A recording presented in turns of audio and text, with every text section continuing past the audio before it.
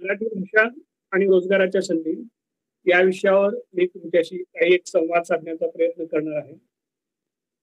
मुख्यतः मराठी भाषेमधून उच्च शिक्षण घेतल्यानंतर रोजगाराच्या ज्या पारंपरिक संधी होत्या त्या कमी होत चाललेल्या आपल्याला एकीकडे आढळून येतात.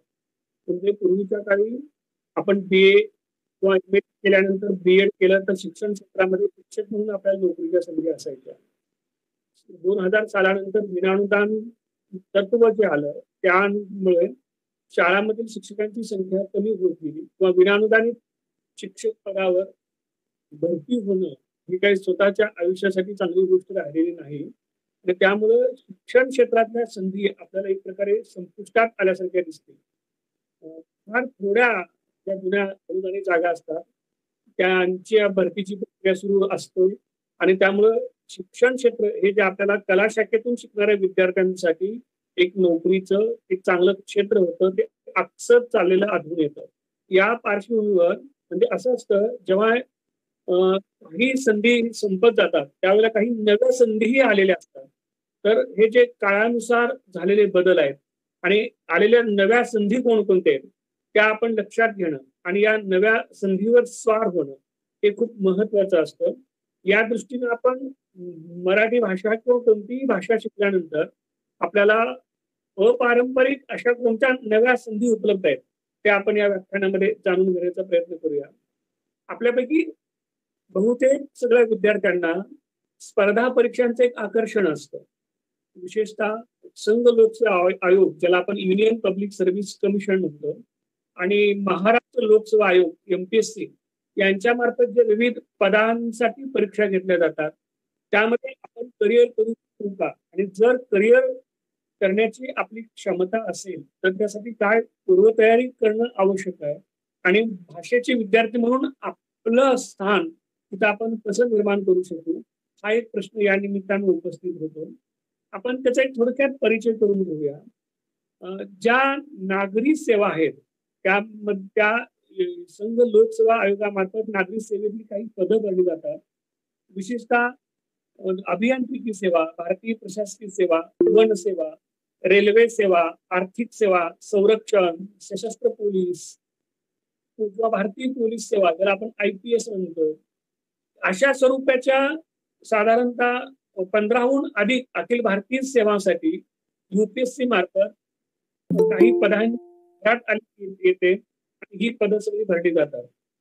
ज्या नागरी सेवा आहेत त्याला आपण इंडियन ऍडमिनिस्ट्रेटिव्ह सर्व्हिस असं म्हणतो. त्या नागरी सेवांसाठी त्याचे 16 कॅडर त्यामध्ये IPS येतो.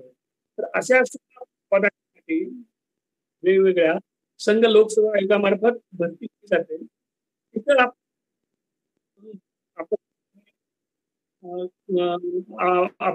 करू शकतो आणि सुद्धा या सगळ्या प्रवेश प्रक्रियेला किंवा परीक्षेला जाऊ शकतो.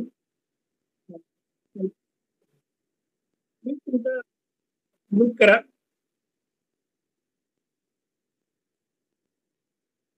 आवाज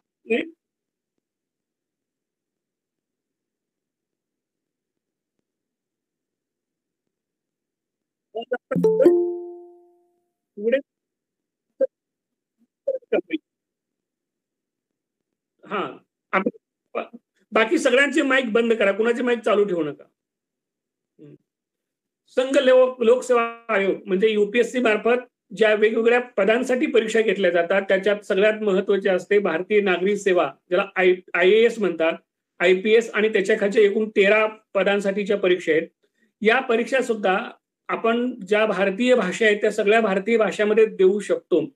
मराठीचे जे विद्यार्थी आहेत ते विद्यार्थी मराठी भाषेतून ह्या सगळ्या प्रवेश प्रक्रियेला किंवा परीक्षेला सामोरे जाऊ शकतात. IAS साठीच्या परीक्षामध्ये मराठीचा एक पेपर म्हणजे एक इंग्रजीचा जसा पेपर असतो तर जसा मराठी भाषेचा पेपर असतो. आपल्या भाषेतून आपण सगळी मांडणी करू शकतो. मुख्य परीक्षेला मराठी विषय आपण ठेवू शकतो. त्याच्यातून आपण मराठीचे 2 ऐच्छिक पेपर देऊ शकतो आणि अगदी मुलाखत सुद्धा आपण मराठी भाषेतून देऊ शकतो. म्हणजे IAS ची परीक्षा जे कंपल्सरी इंग्रजीचे पेपर आहेत ते सोडले तर बाकी मराठी भाषा आणि साहित्य हे मुख्य विषय घेऊन आणि अगदी मराठीतून मुलाखत देऊन सुद्धा आपण IAS IPS होऊ शकतो. केंद्रीय लोकसेवा आयोग म्हणजे UPSCच्या वेबसाईटवर विद्यार्थी जाऊ शकतात आणि तिथं गेल्यानंतर आपल्याला सगळे UPSCच्या वेगवेगळी पदं, त्यासाठीची भरती प्रक्रिया, अभ्यासक्रम, कोणत्या माध्यमातून ती परीक्षा देता येते, अगदी मागील सगळ्या प्रश्नपत्रिका सुद्धा उपलब्ध आहेत. म्हणजे जो मराठीचा नेटसेटचा अभ्यासक्रम आहे अगदी त्याच धर्तीचा अभ्यासक्रम UPSCचा सुद्धा मराठीचा असतो. तुम्ही सगळेजण UPSCच्या वेबसाईटवर जाऊन ही सगळी माहिती पाहू शकता आणि तुमच्या लक्षात येईल की UPSC साठी मराठी तसं खूप सोपं आहे. म्हणजे अगदी वाक्प्रचारांचा अर्थ सांगा, वाक्यात उपयोग करा, समानार्थी शब्द, विरुद्धार्थी शब्द, शब्द समूहाबद्दल शब्द, निबंधाचा पेपर तरी 200 मार्काला UPSCला आहे. पत्रव्यवहार अशा स्वरूपाचे साधारणतः पदवी पातळीवरील विद्यार्थ्यांसाठी जे ज्ञान अपेक्षित आहे त्याच्यावर आधारित प्रश्नपत्रिका किंवा अभ्यासक्रम UPSCचा आहे. तर हा अभ्यासक्रम तुम्ही वेबसाईटवर जाऊन पाहू शकता आणि आताच म्हणजे कॉलेजच्या या ज्या वर्षामध्ये आपण शिकत असू याच काळामध्ये आपल्याला काय व्हायचं आहे हे आपण ठरवलं आणि त्या दृष्टीनं आपण अभ्यासक्रम किंवा त्या पदासाठीच्या पात्रता, कौशल्ये लक्षात ठेवून आपण तयारी करायला सुरू केली तर नक्की एका टप्प्यावर आपण यश मिळवू शकतो. UPSC प्रमाणेच महाराष्ट्र पब्लिक सर्व्हिस कमिशन ज्याला आपण MPSC म्हणतो, या MPSC मार्फत वर्ग 1, 2 आणि 3च्या पदांसाठी परीक्षा घेतल्या जातात. त्यामधली महत्वाची असते ती राज्यसेवेची परीक्षा. राज्यसेवेमध्ये उपजिल्हाधिकारी, तहसीलदार, पोलीस उपाधीक्षक, सहाय्यक विक्रीकर आयुक्त, वित्त व लेखा सेवा, मुख्य अधिकारी, गट विकास अधिकारी अशा 20हून अधिक परीक्षा घेतल्या जातात आणि या सगळ्या परीक्षा पूर्वपरीक्षा, मुख्य परीक्षा आणि मुलाखत या 3 टप्प्यामध्ये पार पडत असतात. ह्याच्यामध्ये पूर्वपरीक्षा आणि मुख्य परीक्षा इथं मराठी हा एक आवश्यक पेपरच आहे. म्हणजे पूर्वपरीक्षेला सुद्धा मराठी एक आवश्यक पेपर असतो. मुख्य परीक्षेमध्ये सुद्धा मराठीचा अभ्यासक्रम असतो. तर तुम्ही MPSCच्या वेबसाईटवर जर गेलात आणि तिथं MPSCचे वेगवेगळ्या पदांसाठीच्या पात्रता, प्रश्नपत्रिका, अभ्यासक्रम हे सगळं पाहिलं तर तिथं मराठीला असणारं स्थान तुमच्या लक्षात येऊ शकेल. त्यानंतर संयुक्त ज्याला आपण कंबाईन परीक्षा म्हणतात की ज्या PSI, STI असिस्टंटसाठी घेतल्या जातात त्या पदांसाठी पात्रता सुद्धा एक पदवीच्या पातळीवरली असते आणि तिथे मराठीचा एक पेपर तर अनिवार्य असतो. ती सुद्धा पूर्वपरीक्षा आणि मुख्य परीक्षा या पातळीवर घेतली जाते आणि म्हणून तुम्ही जर स्पर्धा परीक्षा देणार असाल विद्यार्थी तर तिथं असणारा मराठीचा जो अनिवार्य पेपर आहे जो द्यावाच लागतो त्याचा अभ्यासक्रम काय आहे पहा आणि त्यानुसार आपली आत्ताच पक्की तयारी आपल्याला करायला हरकत नाही. स्पर्धा परीक्षेसाठी एक महत्वाची गोष्ट अशी असते की स्वतः वाचन करणं, टिपणं काढणं, वेगवेगळ्या प्रकारचे संदर्भ ग्रंथ आहेत ते स्वतः अभ्यासणं, वृत्तपत्र, नियतकालिका यांचं वाचन असणं, वेळेचं व्यवस्थापन करणं किंवा आपल्या मित्रांच्या मध्ये शिक्षकांच्या बरोबर गट चर्चा करणं, संदर्भ साहित्य अधिकृत ज्याला आपण म्हणतात ते मिळवणं आणि त्याच्या आधारे अभ्यास करणं अशा काही गोष्टी असतात. ज्यांनी स्पर्धा परीक्षा खडतर परिस्थितीतून येऊन दिल्यात आणि उत्तीर्ण झाले आणि वेगवेगळ्या पदावर गेलेले आहेत असे काही व्यक्तींनी, अधिकाऱ्यांनी खूप चांगली अशी पुस्तकं लिहिलेली आहेत. त्यांची चरित्र, आत्मचरित्र वाचून सुद्धा आपल्याला प्रेरणा मिळू शकते. त्यामध्ये काही नावं मी तुम्हाला सांगतो. आपल्याकडे सोलापूरला यापूर्वी राजेंद्र भारूड हे मुख्य कार्यकारी अधिकारी होते सोलापूरला इथे. त्यांचं मी एक स्वप्न पाहिलं होतं या नावाचे खूप चांगलं त्यांचं आत्मचरित्र आहे. म्हणजे नंदुरबार जिल्ह्यातल्या एका आदिवासी गरीब पाड्यावरला एक मुलगा की ज्याच्या घरामध्ये कसलंही शिक्षण राहू द्या, जगण्याची मूलभूत साधनं सुद्धा नव्हती, म्हणजे अन्न, वस्त्र, निवारा ह्याच्यातलं तिन्हीतलं एकही नव्हतं. अशातला एक मुलगा IAS होतो की जे आपल्याकडे चीफ एक्झिक्युटिव्ह ऑफिसर होते, पुढे ते जिल्हाधिकारी म्हणून नंदुरबारला गेलेले होते. तर त्यांचं मी एक स्वप्न पाहिलं होतं हे पुस्तक आपण आवर्जून वाचा. तसंच कृष्णा तिवारींचे एक फिटे अंधाराचे जाळे नावाचं पुस्तक आहे. म्हणजे त्यांचं तर खूप वैशिष्ट्यपूर्ण आहे की त्यांना लहान असताना दृष्टी चांगली होती पण 8वी 9वी पासून दिसायचं कमी झालं. हळूहळू दृष्टी कमी होत चालली आणि तपासण्या डॉक्टरांच्याकडून केला तेव्हा डॉक्टरांनी सांगितलं की तुमची जी दृष्टी केंद्र आहेत मेंदू मधली तीच क्षीण व्हायला लागलेली आहेत आणि साधारणतः तुम्ही एक 20-22 वर्षाचं होईपर्यंत, 22-1 वर्षाचं होईपर्यंत पूर्ण दृष्टी जाईल आणि त्याला कुठेही जगात उपचार असणार नाही. म्हणजे मेंदूतलीच दृष्टीची संवेदना केंद्रच हळूहळू बंद पडायला लागलेले आहेत. असं सांगितल्यावर त्यांच्या लक्षात आलं की आपण कायमचा अंध होणार आहे. मग आपल्याला जगायला कुठलाही स्रोत पुढे असणार नाही. मग आपले डोळे जाण्याच्या अगोदरच आपण खूप अभ्यास केला पाहिजे आणि काहीतरी झालं पाहिजे. मग हे काहीतरी व्हायचं म्हणजे काय व्हायचं? तेव्हा त्यांनी ठरवलं की कुठल्याही दुय्यम, तिय्यम दर्जाच्या नोकऱ्या करायच्या नाहीत. थेट आपण IAS ऑफिसरच व्हायचं, जिल्हाधिकारीच व्हायचं.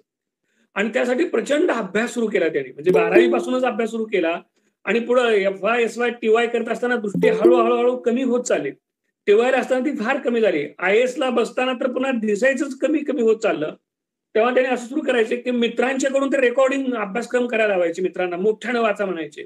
आणि त्या रेकॉर्डिंग केलेल्या कॅसेट ते ऐकायचे. असे खूप काही गोष्टी आहेत त्या, की आपल्याला माहित आहे की माझा आता दृष्टी एक 6 महिन्यानंतर, वर्षभरानंतर मी पूर्ण आंधळा होणार आहे. हे माहीत असल्यानंतर एखादा जिद्दी मुलगा अगदी 1 सेकंद न सेकंद वाचवायचा कसा प्रयत्न करतो आणि त्याच्यातून स्वतःचं स्वप्न, करिअर उभं करण्यासाठी किती एक जीवतोड प्रयत्न करतो. त्याचं एक अत्यंत प्रेरणादायी उदाहरण कृष्णा तिवारीच्या या फिटे अंधाराचे जाळे या आत्मचरित्रामध्ये, मराठीमध्ये हे पुस्तक उपलब्ध आहे, ते आपण वाचू शकता. किंवा जळगाव मधले राजेश पाटील यांनी ताई मी कलेक्टर होईनू या नावाचं एक चरित्र, त्यांचं स्वतःचं आत्मचरित्र लिहिलेलं आहे. ते सुद्धा अशा ग्रामीण शेतकरी कुटुंबातून आलेला आणि अनेकदा नापास झालेला 10वी पर्यंतचा मुलगा आणि पुढं तो थेट अभ्यास आणि प्रयत्नानं कसा जिल्हाधिकारी होतो ते त्याच्यामध्ये आहे. सध्या ते ओरिसामध्ये जिल्हाधिकारी म्हणून काम करतात. ज्ञानेश्वर मुळेंचं माती पंख आकाश हे तुम्ही ऐकलं असेल. किंवा ध्यास जिंकण्याचा नावाचं सायना नेहवालचं एक पुस्तक आहे, ते आपण वाचावं. अशी अनेक पुस्तकं तुम्हाला सांगता येतील की ज्याच्यातून जी माणसं आज आपल्याला असं चमकताना दिसतात, वेगवेगळ्या पदावर असलेली दिसतात, ती आपल्यासारखीच तळागाळात होती, सामान्य परिस्थितीमध्ये होती किंवा काही लोकांचा बुद्ध्यांक वगैरे फारसा नव्हता. काही जण तरी 10वी पर्यंत अनेक वेळा नापास झालेली, 12वी सामान्य मार्काने पास झालेली अशी मुलं होती. आणि ती पुढे फार कशी चमकली ह्याचं एकमेव कारण होतं ते म्हणजे त्यांचं एक ध्येय, परिश्रम आणि त्याचा परिणाम म्हणजे यश. म्हणजे ध्येय मला अमुक व्हायचं आहे आणि त्यासाठी प्रचंड परिश्रम घेणं, अभ्यास करणं, नियोजन करून अभ्यास करणं आणि त्याची फलश्रुती म्हणजेच यश. हे त्यांनी कसं साध्य केलं हे आपल्याला याच्यातून मिळू शकतं. हे मी यासाठी सांगतोय की आपण ज्या कला शाखेमध्ये आहोत त्या कला शाखेला नोकरीच्या संधी खूप खूप खूप कमी होत चाललेल्या आहेत.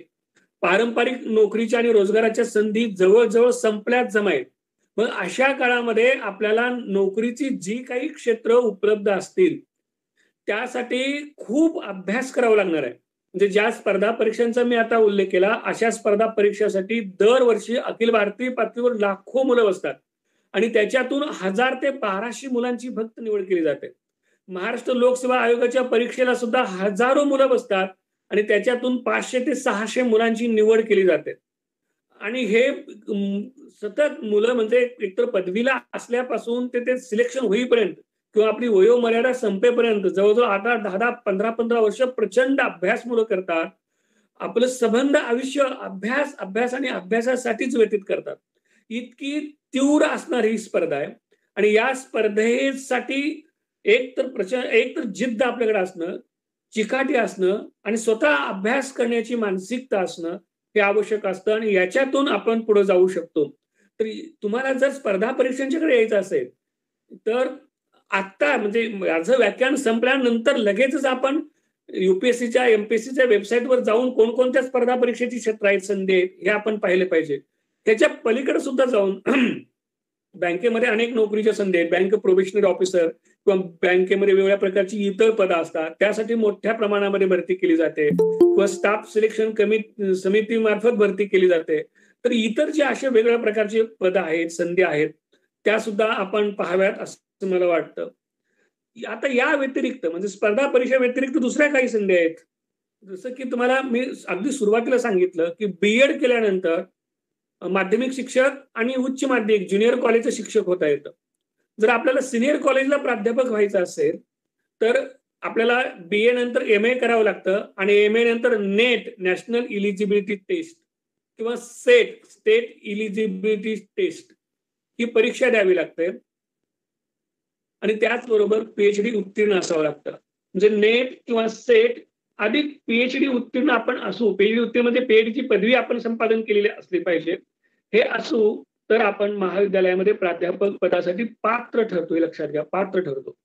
पण महाविद्यालयामध्ये प्राध्यापक पदांची संख्या ही अलीकडल्या काळामध्ये कमी कमी होत चाललेली आहे. याचं कारण असं आहे की 2000 सालानंतर जे नवीन तुकड्या किंवा नवीन महाविद्यालय सुरू झाली ती सगळी विनाअनुदान तत्वावर आहेत. त्यांना अनुदान मिळत नाही. आणि ज्या पूर्वीच्या जागा रिक्त होत आहेत ते एका दुसरी जागा असते. अनेक जागा आता जवळजवळ गेली 10-12 वर्ष जागा भरायला सरकारकडून परवानगी नाही. त्यामुळं आपण एवढं पदव्युत्तर पातळीपर्यंत शिक्षण घेणं, नेट सेट करणं आणि पीएचडी करून परत जाहिरातींची वाट पाहायला लागणं आणि त्या जाहिराती आल्यानंतर सुद्धा महाविद्यालयामध्ये नोकर भरती होत असताना अनेकदा खूप मोठ्या प्रमाणावर आर्थिक उलाढाल झालेली आपल्या कानावर येते. मग हे एक आपल्याला असं आपण असं म्हणू शकतो की खूप दीर्घकाळ आपल्या आयुष्यातला घेणारं, खूप चिकाटीने अभ्यास करून सुद्धा स्थिर आणि सुरक्षित नोकरी मिळेलच ह्याची शाश्वती नसलेलं हे एक क्षेत्र आहे. तेव्हा ह्याच्या फारशा वाट्याला पडू नका असं मला वाटतं. या व्यतिरिक्त इतर जी काही क्षेत्र आहेत त्या क्षेत्रामध्ये आपण जायला हरकत नाही. राज्य सरकारच्या काही भाषाविषयक संस्था आहेत आणि तिथं भाषा विषयक वेगवेगळ्या पदांसाठीचे अधिकारी किंवा व्यक्ती त्यांना पाहिजे असतात. एक म्हणजे भाषा संचालनालय आणि राज्य सरकारचे बरेच उपक्रम भाषा संचालनालयामार्फत चालतात किंवा राज्य मराठी विकास संस्था या नावाची राज्य सरकारची एक स्वायत्त संस्था आहे. महाराष्ट्र राज्य साहित्य आणि संस्कृती मंडळ आहे.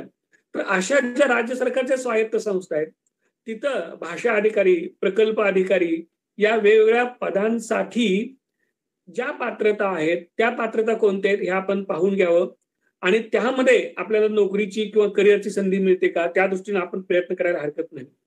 आणखी एक भाग असा आहे की मोडी नावाची एक लिपी आपल्याकडे होती. म्हणजे साधारणतः 12व्या शतकापासून ते 1960 सालापर्यंत महाराष्ट्रातले जे एक मुलकी व्यवहाराची लिपी मोडी होती. म्हणजे तुम्ही जर जुनी कागदपत्र आपल्याच घरातली पाहिली तर अनेक जुनी कागदपत्र मोडी लिपीमध्ये आढळून येतात. ह्या मोडी लिपीचं लिप्यंतर करणारे वाचक सध्या मिळत नाहीत. काही खूप जुनी माणसंच खेडेगावामध्ये किंवा शहरामध्ये एका दुसरा माणूस मोडी लिपीची कागदपत्र वाचनाला आपल्याला आढळतो. नवीन तरुण पिढीला मोडी लिपी वाचता येत नाही कारण ते आता शिकवलीच जात नाही. या मोडी लिपीतल्या कागदपत्रांचं महत्व खूप महत्वाचं आहे, मोठं आहे. एक तर मोडी लिपीमध्ये सगळा आपल्या महाराष्ट्राचा एक सगळा एक 700-800 वर्षाचा एक सामाजिक, सांस्कृतिक, राजकीय इतिहास दडलेला आहे. या कागदपत्रांचा अनुवाद, ट्रान्सलेशन, लिप्यंतर करण्यासाठी सरकारला किंवा वेगवेगळ्या संस्थांना मोडी लिपिक वाचक लागतात. लिप्यंतर करण्यासाठी माणसं लागतात आणि त्यांना अगदी कागदावर मानधन दिलं जातं. म्हणजे एक कागद वाचला तरी 500 रुपये, 600 रुपये, 800 रुपये, 1000 रुपये असं ते मानधन दिलं जातं. आणि म्हणून आपण मोडी लिपीचं जर मोडी लिपी शिकून घेतली तर आपण मोडी लिपीचे संशोधक, वाचक म्हणून आपल्याला एक करिअरचं क्षेत्र मिळू शकतं. दुसरी बाब म्हणजे मोडी लिपीतली जी कागदपत्र आहेत ती व्यवहारामध्ये अनेक लोकांना वाचून घ्यायची असतात. काही जणांना जातीचे दाखले काढायचे असतात किंवा काहींना शेतीची कागदपत्र पाहिजे असतात आणि अशा वेळेला जुनी कागदपत्र जी मोडीमधली आहेत ती वाचून देणारा माणूस कोण आहे का ह्याचा शोधाशोध सुरू होतो आणि एक कागद वाचायला मग 500, 1000 रुपये एका पानाला मानधन आकारलं जातं. आणि म्हणून मगाशी मी सांगितल्याप्रमाणे जर तरुण विद्यार्थी 1 महिन्यामध्ये मोडी चांगलं वाचायला शिकू शकतो. आपल्या गावामध्ये, आपल्या कॉलेजमध्ये सुद्धा अशा प्रकारचे कोर्सेस सुरू करता येतात आणि आपलं कॉलेज करत करत आपण मोडी सहजपणे शिकू शकू आणि सरावानं ते आपल्याला शिकलेलं आपण टिकवू शकू. आणि जर ही मोडी आपण शिकलो तर आपलं जे रोजचं करिअर असेल, काम असेल ते करत करत सुद्धा आपण मोडी कागदपत्रांचं लिप्यंतर करत एक अर्थार्जनाची संधी आपल्याला प्राप्त होऊ शकेल. त्याचबरोबर स्वतंत्रपणे मोडी कागदपत्रांवर संशोधन करून एक संशोधक म्हणून सुद्धा आपण आपलं नाव किंवा करिअर करू शकतो. तर या दृष्टीने तुम्ही प्रयत्न करावेत असं मला वाटतं. आणखी एक महत्वाचं क्षेत्र आहे ते म्हणजे अनुवादाचं आहे. ट्रान्सलेटर ज्याला आपण म्हणतो, अनुवादक ज्याला आपण म्हणतो, तर ते क्षेत्र खूप महत्वाचं आहे. अनुवादाचा सध्याच्या काळामध्ये जगातल्या अनेक कंपन्या किंवा संस्था या भारतामध्ये येत आहेत किंवा भारतातली माणसं बाहेर जात आहेत. तेव्हा इथं बहुभाषिक असणं किंवा अनेक भाषा येणं हा सध्याच्या काळामध्ये एक करिअरचा खूप मोठा पर्याय उपलब्ध झालेला आपल्याला आढळून येतो. आता आपण सोलापूरमध्ये राहतो. आपलं सोलापूर हे एक बहुभाषिक आणि बहुसांस्कृतिक शहर आहे. सोलापूरवर ते मला तरी असं वाटतं की 1000हून अधिक बोली बोलल्या जात असतील. इतकं भाषिकदृष्ट्या समृद्ध असणारं शहर आहे. म्हणजे कन्नड आहे, तेलुगू आहे, मराठी आहे, उर्दू आहे, या प्रमुख भाषांच्या बरोबर इतर समूहांच्या अनेक प्रकारच्या पोटभाषा, बोलीभाषा आपल्या शहरामध्ये बोलल्या जातात. हा एक भाषिक वैविध्याचा, भाषिक समृद्धतेचा वारसा आपल्याला लाभलेला आहे. पण दुर्दैव आपलं असं असतं, की आपल्याला स्वतःची मातृभाषा सोडून इतर भाषा फारशा येत नाहीत. मराठी सोडली तर आपल्याला शालेय अभ्यासक्रमामध्ये शिकलेली हिंदी किंवा इंग्रजी तर फार जुजबी येते. मराठी सुद्धा नीटपणे आपल्याला लिहिता बोलता येत नाही.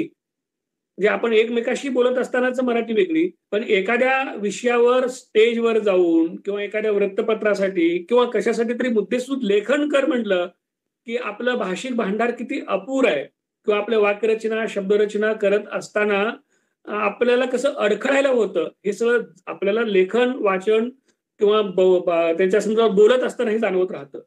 आणि म्हणून आपल्याला स्वतःचं भाषिक भांडार समृद्ध करणं आवश्यक आहे.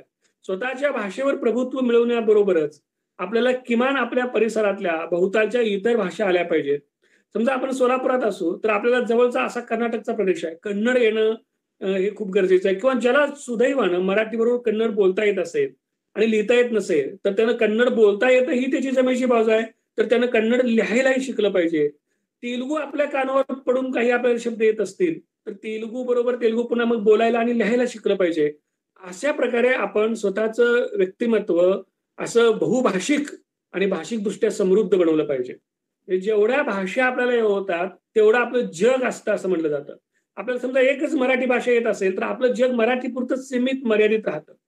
आपलं हिंदी आणि इंग्रजी सुद्धा जुजबी असतं. हिंदीमध्ये हिंदी सिनेमा किंवा हिंदी सिरियल आणि बातम्या पाहून जेवढं हिंदी आपल्याला माहित होतं तेवढंच हिंदी आपल्याला येतं. पण स्वतंत्रपणे हिंदीतून एक तासभर बोलायला सांगितलं आपल्याला तर आपण अडखळतो किंवा बरेच मराठी शब्द बिनदिक्कत बोलत राहतो. तर असं होता कामा नये. आणि इंग्रजी तर आपल्याला किती बोलता येतं हे सगळं आपल्याला प्रत्येकाला माहित आहे. तर ह्या आपल्या सगळ्या भाषिक मर्यादा आपण ओलांडण्याचा प्रयत्न केला पाहिजे. स्वतःच्या मातृभाषेसह इतर किमान 2-3 भाषांच्यावर प्रभुत्व जर आपण मिळवलं तर अनुवादाच्या क्षेत्रामध्ये आपल्याला खूप मोठ्या संधी प्राप्त होऊ शकतात. एक तर जेव्हा वेगवेगळ्या कंपन्या आपल्याकडे येतात तर त्या कंपन्यांना इथल्या दुभाषे आवश्यक असतात. दुभाषे म्हणजे त्यांचं जे काय आहे ते इथल्या स्थानिक भाषांमध्ये लोकांना सांगणार आहे किंवा इथल्या स्थानिक भाषांतल्या लोकांचं जे काही म्हणणं आहे ते कंपनीपर्यंत पोहोचवणार आहे एक माध्यम त्यांना आवश्यक असतं. तर असे दुभाषक म्हणून काम आपण करू शकतो. त्यासाठी बहुभाषिकता असणं आवश्यक आहे. आणि दुसरी महत्वाची बाब म्हणजे अनुवादाचे आपण स्वतंत्र प्रोजेक्ट घेऊ शकतो. काही खाजगी प्रकाशन संस्था आहेत. समजा आता मेहता पब्लिशिंग हाऊस महाराष्ट्रातली एक प्रख्यात प्रकाशन संस्था आहे. त्यांनी भारतीय भाषेतली आणि जगातल्या इतर अनेक भाषातली पुस्तकं मराठीमध्ये अनुवादित केलेली आहेत.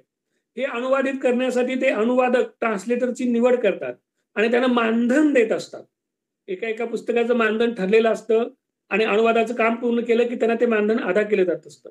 असं जे स्वतंत्रपणे काम करणाऱ्या प्रकाशन संस्था आहेत किंवा अनुवादाचं काम करणाऱ्या संस्था आहेत त्यांच्यासाठी आपण अनुवादक म्हणून काम करू शकतो. याचबरोबर भारत सरकारची एक स्वायत्त संस्था आहे. तिचं नाव आहे CIIL, central institute of Indian languages. ही म्हैसूरला संस्था आहे.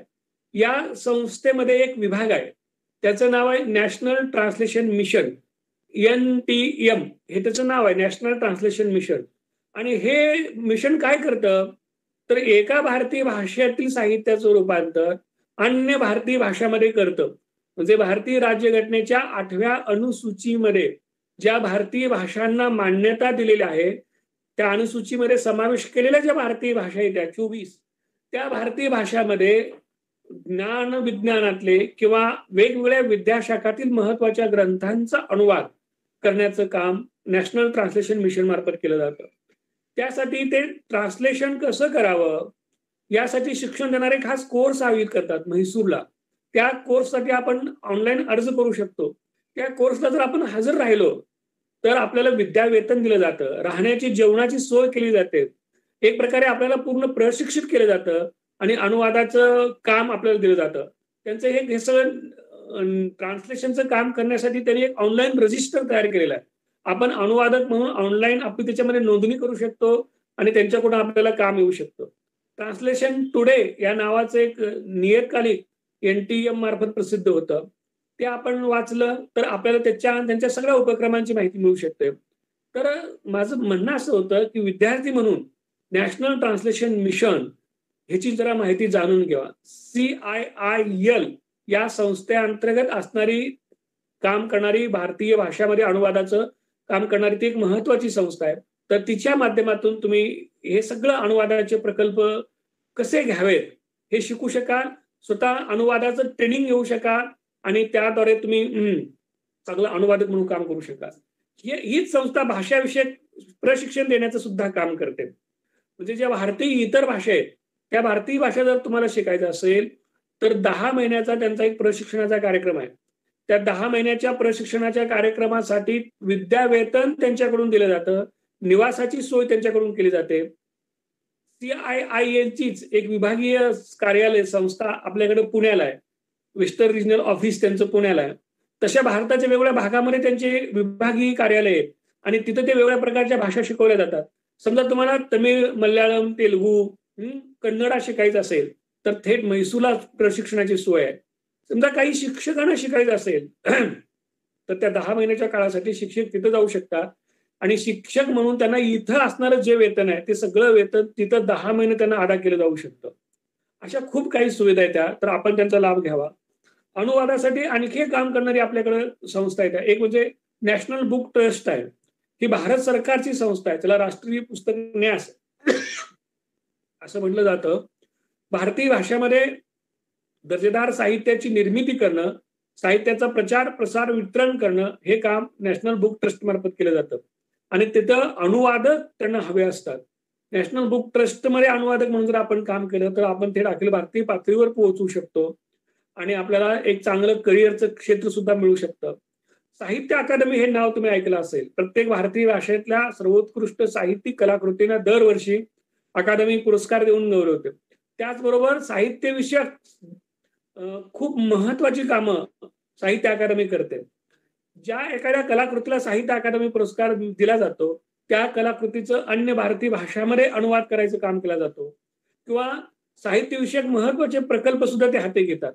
त्यासाठी त्यांना चांगल्या अनुवादकांची, लेखकांची गरज असते. तर आपण साहित्य अकादमीच्या किंवा नॅशनल बुक ट्रस्टच्या वेबसाईटवर जाऊन अशा प्रकारचे कोणते त्यांचे उपक्रम आहेत, कोणते प्रकल्प सुरू आहेत आणि आपण त्याच्यामध्ये कशा पद्धतीने सहभागी होऊ शकू या संदर्भातली माहिती तुम्ही जाणून घ्यावं असं मला वाटतं. त्या दृष्टीने तुम्ही प्रयत्न करावेत. आता आणखी एक थोडासा भाग आहे त्याच्याकडे आपण जाऊया. एक म्हणजे सध्याच्या काळामध्ये इंटरनेट हा एक खूप महत्वाचा आपल्या सगळ्या जीवनाला व्यापून टाकणारा भाग झालेला आहे. इंटरनेटवर प्रचंड साहित्य उपलब्ध असतं. आपण इंटरनेटवर अनेक भाग बघत असतो. आपल्याकडं अपलोड करायची आपल्याला सगळ्याला सवय आहे. माफ करा, अपलोड नाही, डाउनलोड करणं, पाहणं, डाउनलोड करणं. परंतु इंटरनेटवर वेगवेगळ्या प्रकारची माहिती कशी भरली जाते, अपलोड कशी केली जाते, वेबसाईटची निर्मिती कशी केली जाते हे सगळं शिकून घ्यावं. अगदी इंटरनेटच्या वेगवेगळ्या प्रकारच्या साईट्स तयार करणं, त्या सौंदर्यपूर्ण पद्धतीनं सजवणं हे सुद्धा एक करिअरचं स्थान आहे. म्हणजे इंटरनेटवरील संकेतस्थळांची निर्मिती करणं, त्यासाठीचे तांत्रिक ज्ञान मिळवणं आणि त्यातून एक स्वतःचं करिअर किंवा अर्थार्जन प्राप्त करणं हे सुद्धा काम करता येऊ शकतं. पुन्हा अनेक प्रकारचे ब्लॉग इंटरनेटवर असतात. ब्लॉगर म्हणून, ब्लॉग जो लिहितो त्याला ब्लॉगर असं म्हणतात. ब्लॉगर म्हणून सुद्धा आपण आपलं करिअर करू शकतो. याशिवाय युट्यूब तुम्ही सगळ्यांनी पाहत असाल. युट्यूबमध्ये आपण फक्त इतरांचे व्हिडिओ पाहतो, पण युट्यूब हा एक प्रचंड पैसे मिळवून देणारा व्यवसाय आहे. आपण जर वेगवेगळ्या प्रकारच्या विषयावरले चांगले व्हिडिओज तयार केले, म्हणजे पहिल्यांदा आपलं चॅनल तयार केलं, त्यानंतर आपण वेगवेगळ्या विषयावरले व्हिडिओ तयार केले आणि ते त्याच्यावर अपलोड केले, त्याचे जर सबस्क्रायबर वाढत गेले आणि ते एका विशिष्ट मर्यादेच्या पुढे गेले तर आपल्याला जाहिराती दिल्या जातात आणि त्या जाहिरातीतून मोठा अर्थार्जनाची संधी प्राप्त होऊ शकते. ध्रुव राठी या नावाचा एक युट्यूबर आहे. त्यांचे व्हिडिओ तुम्ही आवर्जून ऐका, युट्यूबवर उपलब्ध आहेत. म्हणजे हिंदीतून त्यांचे सगळे व्हिडिओ आहेत आणि त्यांना प्रचंड मोठा एक पाहणारा, ऐकणारा वर्ग आहे. त्याच्यातून साधारणतः महिन्याला 3 ते 5 लाख रुपयाची कमाई ध्रुव राठीनं होते. इतकं इन्कम या एक व्हिडिओच्या माध्यमातून सुद्धा होऊ शकतो युट्यूबवरल्या केलेल्या. तर हे तुम्ही एक नवीन क्षेत्र म्हणजे ज्यांना तंत्रज्ञानाची आवड आहे, मोबाईल हाताळता येतो किंवा व्हिडिओ काहीतरी एक नवं करण्याची एक सर्जनशील अशी एक प्रतिभा आहे, क्रिएटिव्हिटी आहे, नवीन काहीतरी करावं वाटतं, विश्लेषण करण्याची क्षमता आहे, वाचन चांगले करण्याची आवड आहे, तर अशा व्यक्ती युट्यूबर होऊ शकतात आणि त्याच्यातून त्यांना रोजगाराच्या अनेक संधी मिळू शकतात. वेबसाईटवर विश्वकोश किंवा विकिपीडिया यासारख्या गोष्टी तुम्ही पाहिल्या असतील. विकिपीडियामध्ये वेगळ्या प्रकारच्या नोंदी असतात. ते एक असं मुक्त ज्ञानपीठ आहे. तसं महाराष्ट्र सरकारचे एक विश्वकोश आहे आणि तिथं नोंदी करून घेतल्या जातात. एका नोंदीसाठी साधारणतः ₹500, ₹1000 मानधन दिलं जातं. म्हणजे ज्या विषयावर आपल्याला लिहायचं आहे त्या विषयाची एक सांगोपांग साकल्यानं वस्तुनिष्ठ मुद्देसूद मांडणी करणं एवढाच तो भाग असतो. 500 शब्दाच्या आत आपण जर लिहिलं तर आपल्याला एक ₹500 पर्यंत मानधन मिळतं. त्याच्यापेक्षा शब्द मर्यादा वाढली तर ₹1000 पर्यंत मानधन मिळतं. आणि आपलं नाव कायमस्वरूपीचे त्या नोंद लेखक म्हणून आपलं नाव राहू शकतं. तर हे सुद्धा एक क्षेत्र आहे आणि तुम्ही तुमच्या भागातल्या नोंदी करू शकता. म्हणजे समजा आपल्याकडे मालढोक हा पक्ष आहे आणि या पक्षाचं एक वेगळेपण आहे मालढोक. तर मालढोकची नोंद विश्वकोशामध्ये असणं आवश्यकच आहे. मग मालढोक विषयीची सगळी माहिती आपण घेऊ शकतो आणि मालढोकची माहिती आपण घेऊन त्याच्यामध्ये आपण आपल्या नोंदी करू शकतो. तर हे एक आपण आवर्जून घेण्यासारखी बाब आहे. किंवा आपल्या सोलापुरी समजा चादर आहे, तर सोलापुरी चादरीची सुद्धा आपण नोंद करू शकतो किंवा सोलापुरी चादरावर आपण स्वतंत्र आपला व्हिडिओ तयार करू शकतो. आपल्या युट्यूबवर आपण अपलोड करू शकतो. अशा सोलापूर परिसरातल्या सगळ्या वेगळ्या प्रकारच्या वैशिष्ट्यपूर्ण बाबी असतील, ऐतिहासिक खाणाखुणा असतील किंवा नवं काही घडत असेल तर त्याचा शोध घेणं आणि त्याचा वेगवेगळ्या बाजूने अभ्यास करून वस्तुनिष्ठपणे मांडणी करणं हे जर आपण युट्यूबवर केलं, आपल्या ब्लॉगवर केलं तर आपल्याला त्याच्यातून एक मोठा चाहता वर्ग लाभत असतो आणि खूप चांगल्या अर्थार्जनाच्या संधी आपल्याला प्राप्त होऊ शकतात. तर या सगळ्या क्षेत्राकडे तुम्ही वळावं असं मला वाटतं. याचबरोबर समजा एखाद्याला चांगलं लिहिता येतंय, कथा लेखन करता येत असेल तर कथा लेखक म्हणून तो नाव कमवू शकतो. पटकथा लेखक म्हणून तो नाव कमवू शकतो. एखाद्याला गाणी लिहिता येत असेल तर गीतकार, ज्याला संगीत चांगलं येतो तो संगीतकार होऊ शकतो. वर्तमानपत्रामध्ये वेगवेगळ्या प्रकारच्या संधी आपल्याला उपलब्ध असतात. कधी कधी वर्तमानपत्रात तुम्ही वाचलं असेल, पुस्तक परीक्षण छापून येतं, नाटक परीक्षण छापून येतं, चित्रपट परीक्षण छापून येतं. तर हे चित्र, नाट्य, पुस्तक परीक्षक म्हणून सुद्धा आपण माध्यमांसाठी काम करत असतो. याचबरोबर माध्यमासाठी आपण बातमीदार म्हणून काम करू शकतो. आपल्या कॉलेजमध्ये असताना आपण बातमीदार म्हणून काम करू शकतो आणि त्याच्यातले वृत्तपत्रीय लिखाणाची सगळी कौशल्य अवगत करत करत करत बातमीदार ते थेट आपण संपादक होऊ शकतो. अनेक जणांचा असा प्रवास झालेला आहे. म्हणजे ते सुरुवातीला अगदी बातमीदार होते आणि तिथून अगदी संपादक पदापर्यंत पोहोचलेले अनेक जण आहेत. तर या पद्धतीनं आपण ठरवून काही गोष्टी करू शकतो की मला कॉलेजच्या जीवनामध्ये या संधी आहेत. समजा मी कॉलेजमध्ये घडणाऱ्या जे कार्यक्रम असतील, ज्या घटना असतील त्यांच्या आपण बातम्या देऊ शकतो वर्तमानपत्रामध्ये. एक लिहिण्याचं तंत्र अवगत झालं, बातमी लिहिण्याची एक पद्धती असते ते आपण शिकून घेतली तर आपण ह्या सगळ्या बातम्या पाठवू शकतो. त्याच्यामुळं आपल्याला वाचन, निरीक्षण करण्याचं, लेखन करण्याचं कौशल्य प्राप्त होतं आणि एकदा तंत्रावर हुकमत प्राप्त झाली, एखादी घटना घडल्या किंवा कळल्याबरोबर आपल्याला त्याची बातमी कशी होऊ शकते किंवा एखाद्या घटनेतलं बातमी मूल्य म्हणजे काय असतं, बातमी कशी लिहावी किंवा बातमी कशाला म्हणतात, हे पटकन आपल्याला आकलन होऊ शकतं आणि त्याच्यातून आपण हे बातमी लेखकाचा प्रवास करू शकतो. तर या माध्यमातून बातमी लेखन करायला सुरुवात करा. अनेकांनाही येत नाही आणि सगळ्यात महत्वाची एक गोष्ट मित्र हो, लक्षात घ्या, कुठलंही काम कधी टाळायचा प्रयत्न करायचा नाही. मला नको, मला जमत नाही किंवा मी आता हे करायला घेतलं तर पुन्हा मलाच हे काम माझ्या गळ्यात पडेल, अशा सगळ्या नकारात्मक प्रवृत्ती टाकून द्यायच्या. अंगावर घेऊन कामं करायची. एखादं काम जर आपल्याला येत नसेल तर ते मला द्या म्हणून घ्यायचं, त्याच्यात पाक तळापर्यंत जायचं आणि ते काम यशस्वी करून त्याच्यातला मास्टरच व्हायचं. असं आव्हान स्वीकारून त्याच्यात यशस्वी होण्याची आपली एक क्षमता आपण दाखवून द्यायची. तुम्ही जाहिराती पाहत असाल, म्हणजे वर्तमानपत्रात जाहिरात येतात, टीव्हीवर जाहिरात येतात, रेडिओला जाहिरात दिसतात. आपण कुठेही गावात फिरायला चाललो तर जाहिरातीचे अनेक बॅनर आपल्याला दिसतात. हे जाहिरात लेखन करणं किंवा जाहिरात सुचणं, त्याच्यातला मजकूर, जाहिरात डिझायनिंग हे एक प्रचंड करिअरचं क्षेत्र आहे आणि सध्याच्या काळ तर जाहिरातीचाच काळ आहे.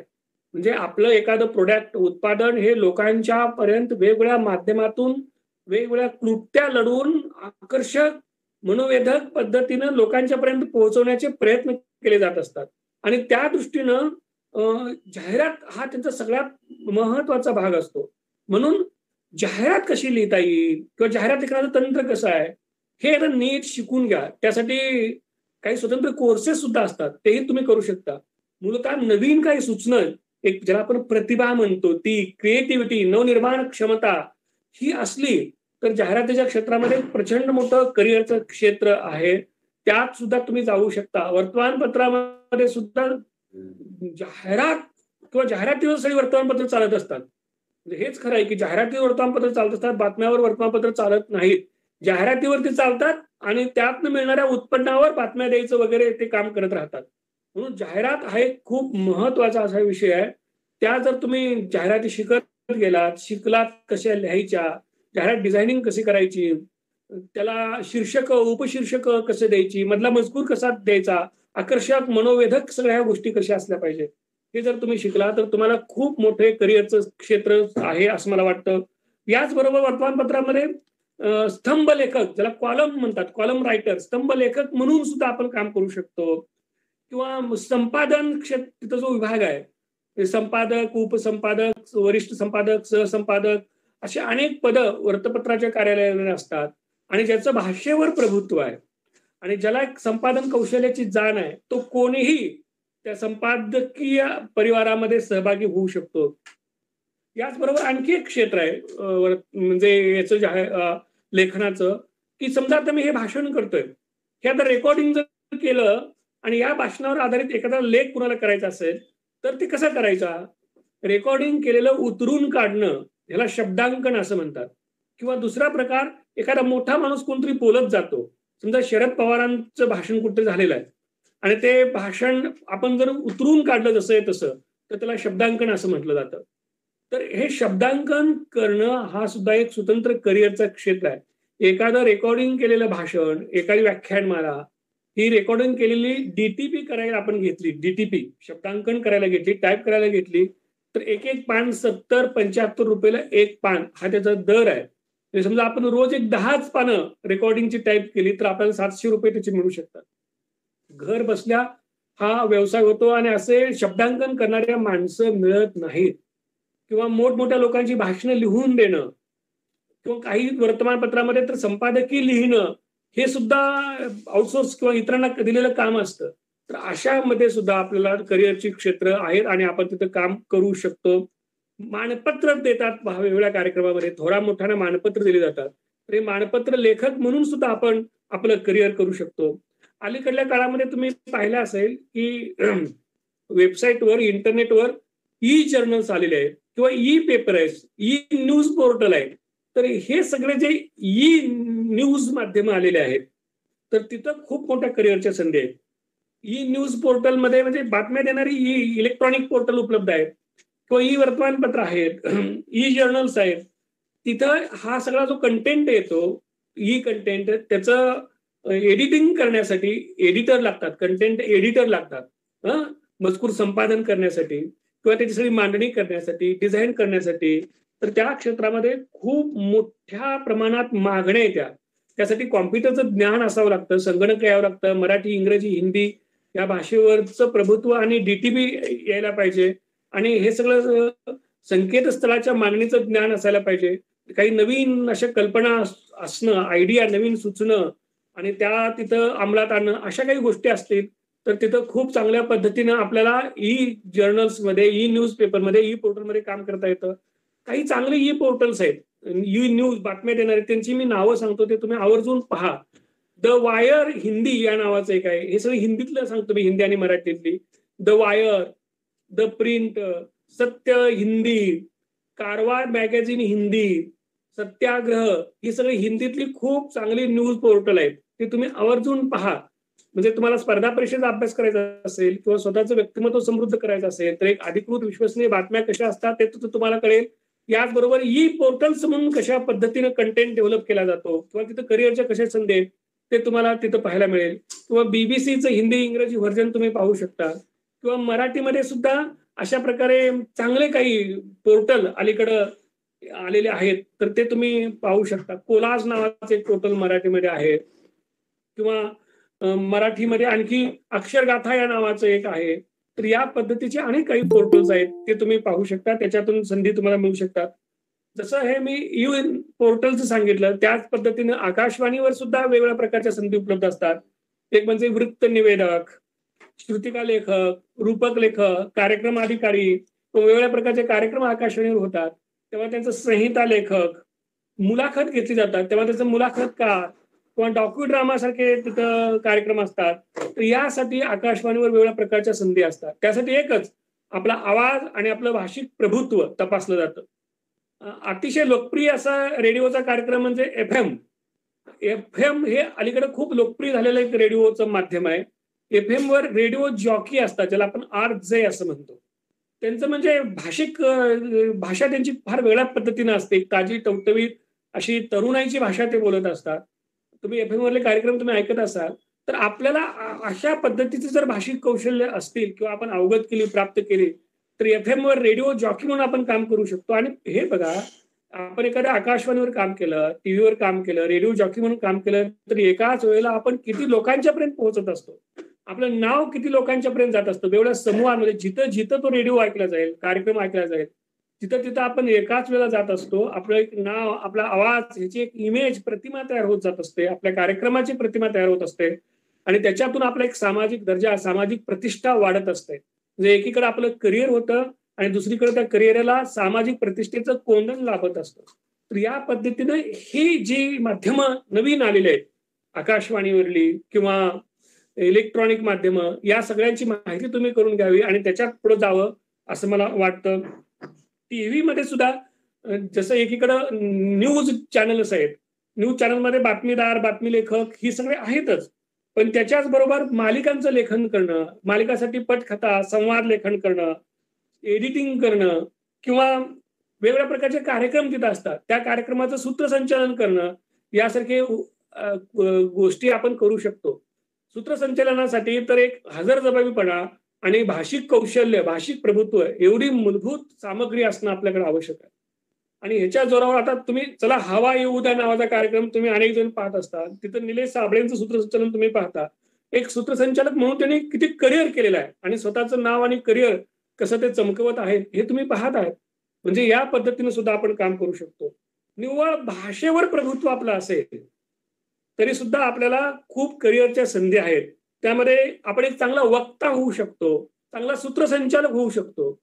सूत्रसंचालन हे तर पूर्ण वेळचं करिअरचं एक माध्यम आहे. सुधीर गाडगीळ नावाचे एक अतिशय प्रसिद्ध असे सूत्रसंचालक आहेत पुण्याचे. सूत्रसंचालक म्हणूनच किंवा मुलाखतकार म्हणूनच त्यांचं करिअर आहे. एका एका कार्यक्रमासाठी मोठं मानधन ते आकारतात. म्हणजे आपल्याकडे जर सूत्रसंचालनाचं कौशल्य असेल तर आपण चांगलं सूत्रसंचालक म्हणून करिअर करू शकतो.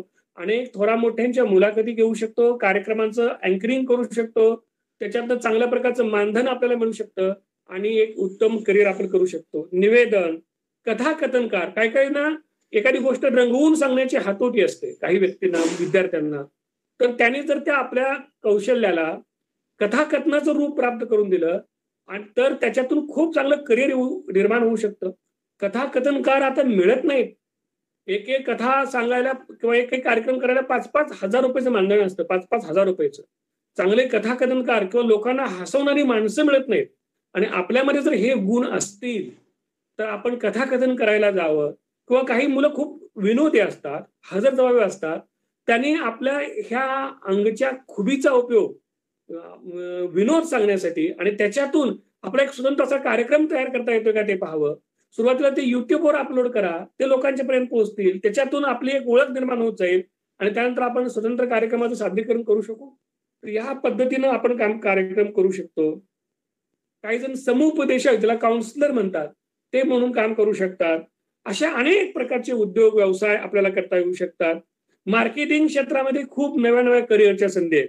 मार्केटिंग करणं, मार्केटिंगसाठी तर फक्त आणि फक्त भाषिक कौशल्याचीच गरज असते, संवाद कौशल्य असावं लागतं. आपलं उत्पादन हे केवळ तुमच्यासाठीच कसं बनवलेलं आहे त्या ग्राहकाला पटवून देणं आणि त्याला त्याचं उत्पादन घेण्याला भाग पाडणं हे चांगल्या मार्केटिंग कौशल्याचंच उदाहरण आहे. विपणन क्षेत्रामध्ये, मार्केटिंगमध्ये भाषिक कौशल्य हे अगदी प्राणतत्व आहे.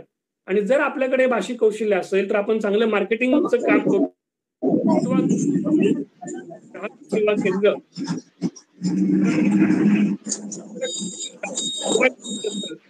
समीर काझी तुमचा मोबाईल म्यूट करा. समीर काझी जी वेगवेगळ्या प्रकारच्या कंपन्या असतात त्या कंपन्या त्यांच्या सगळ्या उत्पादनाचं विक्री केल्यानंतर जर काही ग्राहकाच्या तक्रारी असतील त्यांचं शंका समाधान करायचं असेल तर त्यांची ग्राहक केंद्र असतात. जसं हे मोबाईल कंपन्यांची ग्राहक केंद्र असतात तशी वेगवेगळ्या उत्पादन करणाऱ्या कंपन्यांची सुद्धा असतात आणि तिथं अनेक भाषिक व्यक्ती तिथे बसलेल्या असतात. म्हणजे समजा आपण एखादा फ्रीज आणलेला आहे आणि त्या फ्रीज विषयी काही अडचण निर्माण झाली तर आपण त्या कंपनीच्या कस्टमर केअर सेंटरला फोन केला तर तिथं मग लगेच भाषा निवडा म्हणून येतं. मराठी, हिंदी, इंग्रजी कोणती आणि आपण जी भाषा निवडेल त्या व्यक्तीकडे ते जातं आणि तो मग मराठीत आपल्याला बोलू लागतो. अशा लोकांशी बोलत असताना तुम्ही पाहते किती शांतपणे संयमितपणे बोलत असतात. शिष्टाचाराची कौशल्य कशी असतात. आपण समजा चिडलो रागावलो त्यांना 4 शिव्या जरी घातला तरी ते आपल्याला माघारी बोलत नाहीत किंवा उद्धटपणे आपल्याला ते प्रत्युत्तर देत नाहीत. आपण कितीही रागावलो तर ते शांतपणे आपली सगळी तक्रार ऐकून घेत असतात आणि आपल्या सगळ्या शंका समाधानाचं निरसन करत असतात आणि सगळ्यात शेवटी म्हणत असतात की तुमचं सगळं निरसन झालं का, अजून तुम्हाला आमच्याकडून काही मदत पाहिजे का आणि तुम्ही आम्हाला भेट दिलीत, आमच्याशी संपर्क केला याबद्दल आम्ही तुमचे आभारी आहोत. हे जे संभाषण कौशल्य आहे, शिष्टाचाराचं कौशल्य आहे, ते आपल्याकडं रोजच्या जगण्यात सुद्धा आवश्यक असावं. ते असलं तर आपण कितीतरी वाद विवाद संघर्षाचे प्रसंग टाळू शकतो, माणसं जोडू जपू शकतो आणि आपले एक चांगलं व्यक्तिमत्व समाजापर्यंत पोहोचवू शकतो.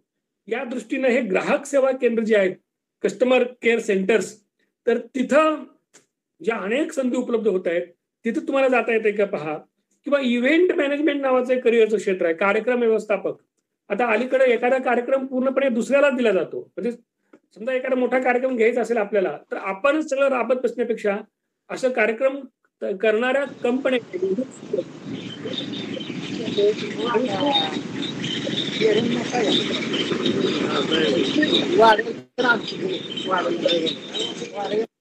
पर्यटन महाराष्ट्र म्हणजे ज्याला आपण असं म्हणतो की तिथे टूर्स अँड ट्रॅव्हल्स विभाग असतो तर तिथं सहल व्यवस्थापक म्हणून संधी असतात किंवा एक पर्यटक मार्गदर्शक ज्याला आपण गाईड म्हणतो तर तिथं संधी आहेत.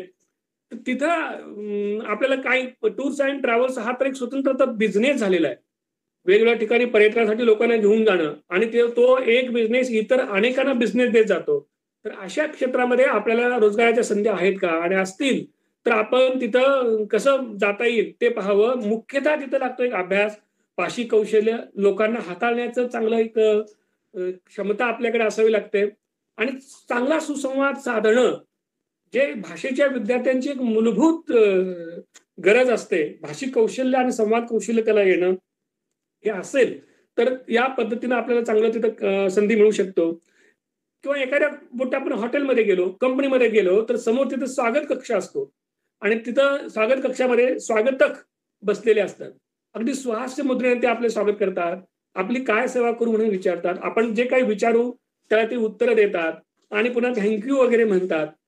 एक प्रकारे आपल्यावर पहिला सकारात्मक प्रभाव त्यांचा पडत असतो. तर हे सुद्धा करिअरची क्षेत्र आहेत. स्वागत कक्षामध्ये सुद्धा स्वागतक म्हणून आपण भूमिका बजावू शकू का आणि तिथे आपण जाऊ शकू का. फार कमी अशा मिनिमम रिक्वायरमेंट त्यासाठी असतात आणि त्या आपण सहज प्राप्त करू शकतो प्रयत्नानं ठरवलं तर. आणि या दृष्टीनं आपण प्रयत्न करावेत असं मला वाटतं. किंवा मनोरंजन क्षेत्रामध्ये खूप संधी असतात. प्रकाशन व्यवसायामध्ये डीटीपी तुम्ही समजा शिकला, मराठी डीटीपी. हे बघा आपल्याकडे मुलं बेकार म्हणून हिंडतात, ह्याच्यापेक्षा जर आपण मराठी टायपिंग शिकलो, मराठी डीटीपी शिकलो तर एक पान टाईप करायला 20-25 रुपये. तुम्ही जिल्हा परिषदेच्या कार्यालयाच्या परिसरात गेला, तहसील कार्यालयाच्या गेला, कोर्टाच्या परिसरात गेला तर तिथं छोटे छोटे गाड्या असतात आणि त्या गाड्यामध्ये टाईप करणारी माणसं बसलेली असतात. अनेकदा तर सरकारी कार्यालयाच्या शेजारी बसलेल्या गाळेधारकांचं प्रचंड उत्पन्न राहते. त्याचं कारण असं असतं की ठराविक एक फॉर्म असतो, तो टाईप करून ठेवलाच असतो. त्यात फक्त नवीन येणाऱ्या माणसाचं नाव, पत्ता, वय आणि काही माहिती बदलली की लगेच प्रिंट काढतात आणि द्या 25 रुपये म्हणतात. आपल्याला वाटतं की किती 1 मिनिटात त्याने 25 रुपये कमवले. म्हणजे हे जे क्षेत्र आहेत डीटीपी येणं, डीटीपी समजा एखाद्याने टाईप केलं तर ते एक प्रकाशन संस्था असतात, वृत्तपत्र असतात, डीटीपी केलेला जो मजकूर आहे तो पुन्हा प्रमाण लेखनविषयक नियमानुसार आहे का नाही हे तपासणारे जे व्यक्ती असते त्याला मुद्रित शोधक असं म्हणतात. हे मुद्रित शोधक जे काम करतात त्याला मुद्रित शोधन प्रूफ रिडिंग असं म्हणतात. तर हे प्रूफ रिडिंग करणं हे एक स्वतंत्र करिअरचं क्षेत्र आहे. एका पानाला 10 ते 15 रुपये प्रूफ रिडिंगला घेतले जातात. आता तरी ऑनलाईन प्रूफ रिडिंग केलं जातं, म्हणजे डीटीपी ऑपरेटर टाईप करतो आणि त्यानंतर प्रूफ रिडिंग ते मेलवर पाठवलं जातं आणि प्रूफ रिडर थेट कॉम्प्युटरवर किंवा लॅपटॉपवरच ते दुरुस्त करतो आणि परत पाठवून देतो. एक पान 15 रुपयाला टाईप करायला घेतलं जातं, डीटीपी हे प्रूफ रिडिंगला करायला घेतलं जातं. डीटीपीचा दर 20 रुपये, 25 रुपये, 30 रुपये पर पेज असतो आणि प्रूफ रिडिंगचा 15 रुपये असतो. म्हणजे आपण आपल्या घरात बसून सुद्धा एक प्रूफ रीडर म्हणून काम करू शकतो आणि चांगले प्रूफ रीडर मिळत नाहीत. अख्ख्या सोलापूर शहरात चांगले प्रूफ रीडर एका दुसऱ्या असतील. आता प्रूफ रीडर्स मिळत नाही ज्यांना सगळे प्रमाण लेखनविषयक नियम नीट माहिती आहेत. असा चांगला प्रूफ रीडर मिळणं दुरापास्त झालेलं आहे.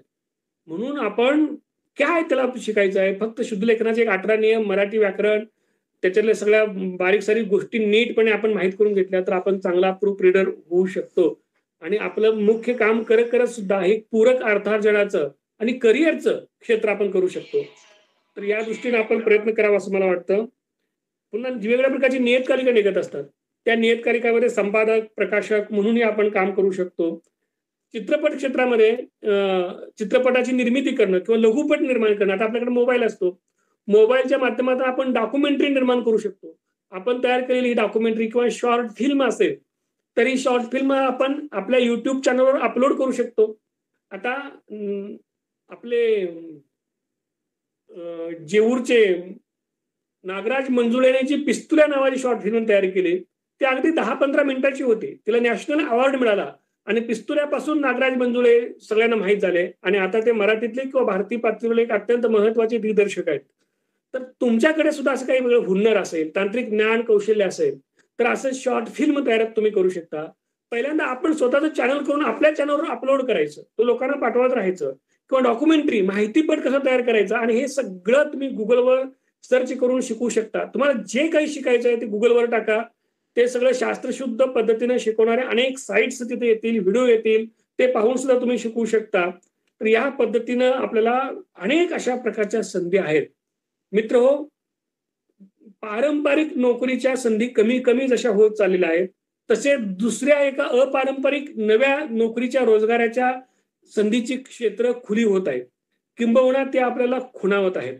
तर आपण येणारा काळ कुठला आहे तो वाचला पाहिजे, काळाची भाषा वाचली पाहिजे, नवीन नवीन कोणत्या संधी येत आहेत हे हेरून घेतलं पाहिजे आणि त्या संधीसाठी आवश्यक किमान क्षमता, कौशल्य आपण प्राप्त केली पाहिजे, जाणीवपूर्वक प्राप्त केली पाहिजे आणि त्या सगळ्या संधींवर स्वार होण्याचा आपण प्रयत्न केला पाहिजे. तरच आपण टिकू शकू. अन्यथा केवळ एक डिग्री हातात घेतलेला सुशिक्षित बेकार, अनेक बेकारांच्या भर घातलेला एक बेकार, ह्याच्यासारखी वाईट कुठली गोष्ट आपल्या आयुष्याला चिटकवून घ्यायची नसेल तर आपण कॉलेजमध्ये ज्या वर्गात शिकत असाल त्या वर्गात शिकत असल्यापासूनच आपल्या स्वतःतल्या काही कला, कौशल्य, क्षमता, हुनर ओळखायला शिका. वेगवेगळ्या येणाऱ्या ज्या नव्या संधी आहेत त्या कोणकोणत्या आहेत ते सतत उघड्या डोळ्यानं पाहत राहा. इंटरनेटचा चांगला विधायक वापर करा. मगाशी मी सांगितल्याप्रमाणे ध्रुव राठीचे तुम्ही व्हिडिओ पहा तर त्याच्यात तुमच्या लक्षात येईल की एक चांगले व्हिडिओ तयार करून हा मुलगा किती लाखो रुपये कमवतोय, तर आपण का कमवू नयेत. अशा पद्धतीनं काळाची भाषा ओळखून, काळाची भाषा वाचून, नव्या संधी, नव्या रोजगाराची, करिअरची क्षेत्र ओळखून त्यासाठीची सगळी क्षमता आणि कौशल्य प्राप्त करा आणि त्याच्यातून पुढे जाऊन एका नव्या करिअरचा प्रारंभ तुम्ही करा. तुम्ही हे सगळं कराल या हेतून मी तुमच्याशी बोललो. इथं थांबतो. धन्यवाद.